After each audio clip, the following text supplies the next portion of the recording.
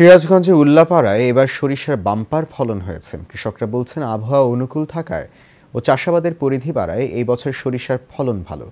এতে হাসি ফুটেছে কৃষকের মুখে। উল্লাপাড়া থেকে আলামিনের তথ্যছবিতে জানাচ্ছেন শফিকুল ইসলাম।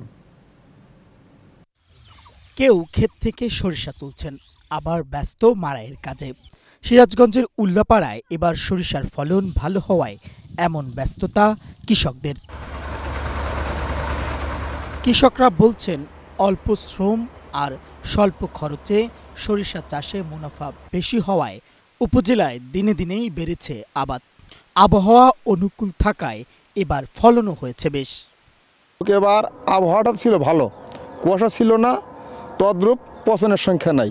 আরও নতুন নতুন কীটনাশকের জন্য কীটনাশক ব্যবহার করার সরিষার ফলন এবার প্রায় দ্বিগুণ। যে সরিষা হয়েছে ইনশাআল্লাহ গত 2-3 বছরের ভিতরে এত সরিষা আল্লাহ দেয় নাই খেতে।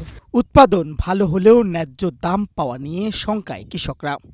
বাজার মনিটরিং ব্যবস্থা থাকলে লাভবান হবেন তারা। যে পরিমাণ উৎপাদন হয়েছে তার তুলনামূলক যদি বাজার ভালো থাকে তাহলে আমাদের খরচ ইনশাল্লাহ পোষা যাবে আর কি। এদিকে সরিষা চাষে কৃষকদের সহায়তা করছে স্থানীয় কৃষি বিভাগ।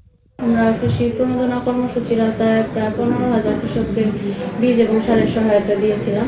তো সার্বিকভাবে আশা করছি বর্তমান যে বাজার মূল্য কৃষক এই বাম্পার ফলনে ব্যাপক লাভবান হবে। চলতি মৌসুমে উল্লাপাড়ায় প্রায় 24,570 হেক্টর জমিতে সরিষার আবাদ করা হয়েছে। Mohammad Shafiqul Islam, Asian television.